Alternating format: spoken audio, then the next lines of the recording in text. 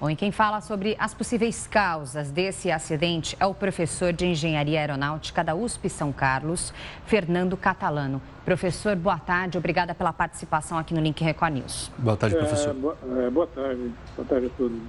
Sobre essa aeronave, um bimotor, quão segura ela é? Porque agora a gente teve esse acidente e muita gente ficou meio inseguro com esse tipo de aeronave e que é bastante utilizado, principalmente por empresários aqui no Brasil, né, professor? Isso, não, o King Air é um avião extremamente seguro, tá? Esse em particular estava bastante equipado com equipamentos de bordo muito avançados e modernos. É um avião extremamente seguro, aliás, não há razão nenhuma de temer o uso desse tipo de aeronave, não. Bom, então, uma vez que a aeronave é segura, a documentação dela estava completamente em dia, a revisão também.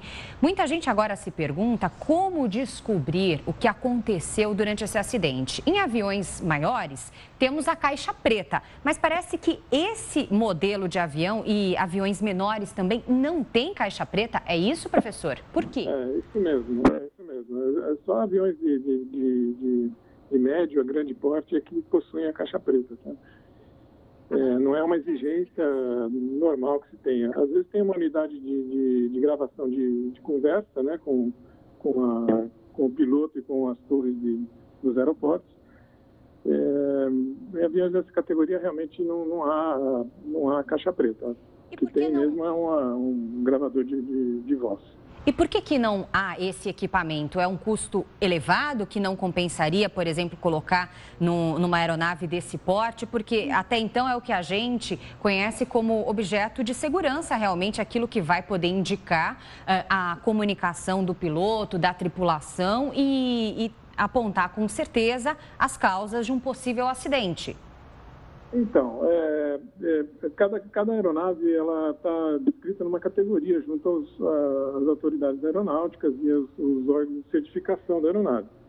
Essa aeronave, realmente, para ela ser certificada para operar como um transporte de pequeno porte, né, de interligação de pequenas e médias distâncias, ela não é necessária mesmo a caixa preta. Isso é bastante necessário quando você tem viagens longas, onde, por exemplo, cai no mar ou no meio de uma selva. Então, isso pode explicar muito. Como, nesse caso, você tem a investigação do acidente, que vai ser feita pelo CENIPA, a aeronave está relativamente com todas as partes, não está muito destruída, vai ser feita uma investigação forense. Eles vão analisar peça por peça e ver o que realmente aconteceu e concluir isso em alguns meses, entendeu? Não há realmente a necessidade para esse tipo de aeronave da caixa preta. Professor, ela nem tem capacidade de ter uma caixa preta para que todos os dados sejam automaticamente incluídos no seu... sejam gravados, entendeu? Professor, tempo fechado, ontem realmente muita chuva, inclusive.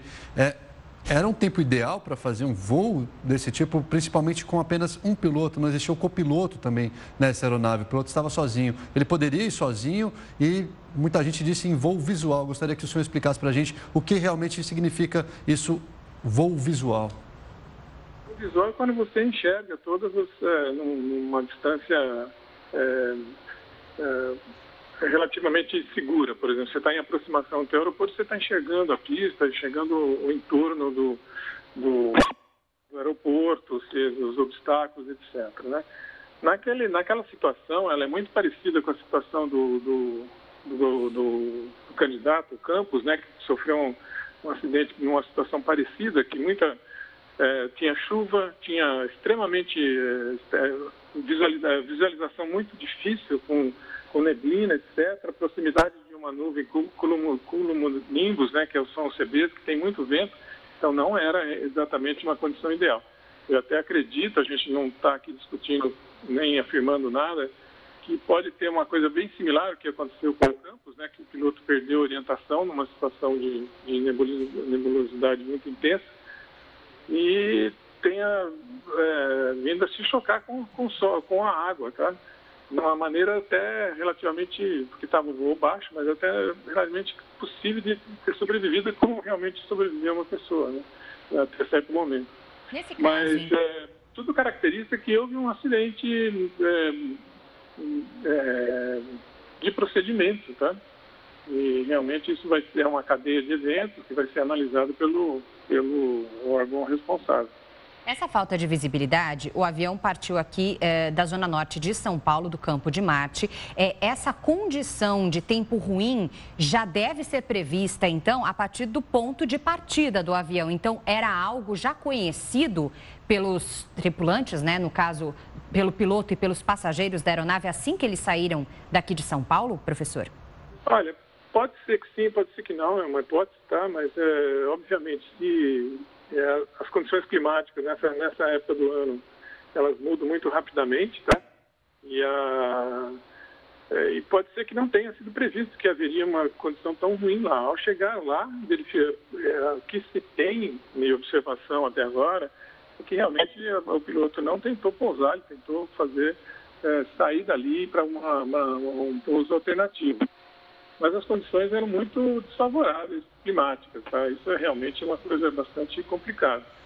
Então, isso precisa ser analisado, isso vai ser analisado, inclusive se o piloto tinha condições, conhecia bem o avião, o avião, toda aquela parte mais avançada de instrumentação, se ele estava familiarizado com aquilo, porque nessa situação de pouca visibilidade, você usa os instrumentos do avião para voar.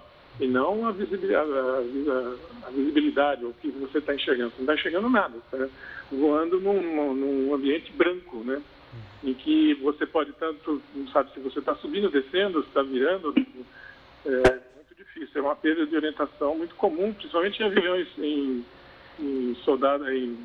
aviões militares, etc., que operam em condições bastante desfavoráveis. Doutor, ali é uma região onde já houve outros acidentes também, esses acidentes aeronáuticos. É uma região perigosa? Realmente é uma região bastante difícil, não diria perigosa, uma de operação difícil, o que requer bastante experiência de piloto, aviões adequados, que esse é o caso de um avião adequado, avião a hélice que pousa em baixa velocidade, tem bastante razão de subida numa situação de emergência. Então, mas é uma situação que é um lugar que deve se evitar de você pousar em situação desse tipo. E é o que provavelmente eles estavam fazendo. Houve algum problema que isso vai ser investigado nessa operação. Tá ótimo. Nós conversamos aqui com o professor, então, de Engenharia Aeronáutica da USP São Carlos, Fernando Catalano, que nos ajuda a entender e a indicar aí possíveis fatos que tenham levado à queda dessa aeronave. Muito obrigada, professor, pela sua disponibilidade. Obrigado, professor.